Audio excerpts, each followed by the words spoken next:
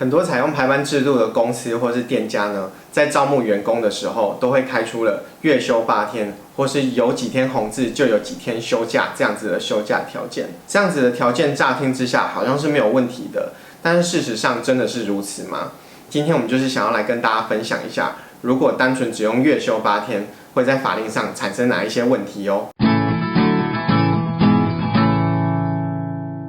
嗨，大家好，我是 Sean， 欢迎回到 Workforce 劳动力量。其实劳基法并没有月休几天的概念，而都是以周为单位去检视说这个休假是不是足够的哦。大家在这2年来朗朗上口的一例一休啊，其实就是指说在每7天的这个周期里面呢，雇主必须去安排1天的例假日，而这个例假日原则上是不能加班的。那另外还必须去安排1天的休息日。那如果在休息日有上班工作的话，老板就必须要去另外计算加班费了哦。另外啊，虽然依照我们刚刚所说的，在每7天的周期里面去安排一例一休的话，原则上就不会有发给加班费的问题。但是老板在排班的时候，还是要去注意到跨周期之间连续工作也不能超过6天，否则这样子还是有可能会因为连续出勤而违反相关的规定的哦。那回到我们的主题，既然劳基法没有月休的概念，雇主去安排月休8天，这样子会不会有问题呢？其实我们简单的去试算一下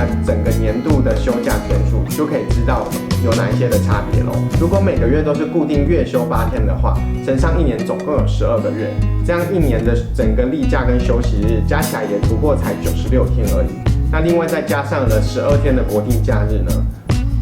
我们先不讨论那7天的国假的被砍掉的问题啊。如果再加上了这12天的国定假日呢，总共1年的休假天数也不过才108天而已。但是正常的情况下呢，应该是以周为单位去给假，所以应该是用1年总共有52周，每周乘以2天，这样子再加上了12天的国定假日去计算。全年度呢，正常的情况下应该是要有116天左右的休假，所以相减之下啊，我们就会发现，如果只有单纯用月休8天，然后国定假日照休的这个情况，这样子可能就会每年呢就会差了总共8天的这个休息日，雇主可能就要另外去折算这个加班费给这些休假不足的劳工哦。再来，我们可能是进阶一点的讨论的，很多采用排班制度的这个，比如说像是在超商工作啊，或是在餐饮业这些服务业工作的员工，应该都有听过老板跟你们提过，公司是采用变形工时制度去安排例假跟休息日的吧？那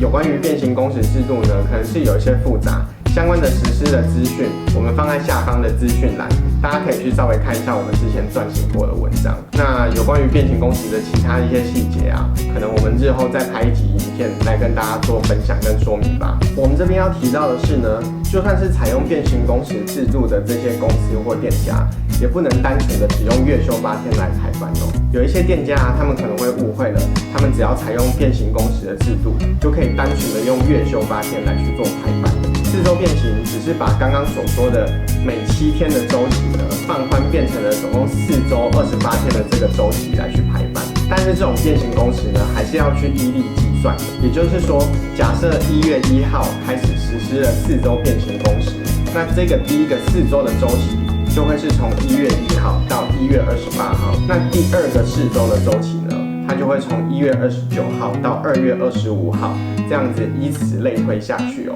所以啊，最后劳工可以取得的总共的休假天数，应该是跟没有实施4周变形工时的这个员工应该是差不多的才对。最后啊，我们也看过有一些店家，他们只会简单的说，我们公司是看有几天的红字就去安排几天的休假。那他们这样的概念呢，其实就是去简单的去看政府机关的行事历，看上面当月有几个红字，就让员工去安排几天的休假。这样的制度好像也是没有问题的。还记得我们刚刚所说的原则吗？劳工在每7天的这个周期里面，还是要去安排一例一休。那也要注意说，跨周期的这个排班不能连续工作超过6天。所以就算你店家是采用这样子有几天红字就排多少天假的这个方式，还是要注意刚刚的原则哦，否则很有可能还是会出现必须给加班费，甚至是连续出勤违反了相关法律规定的情况哦。好啦，以上就是我们今天有关于月休8天所简单介绍的内容。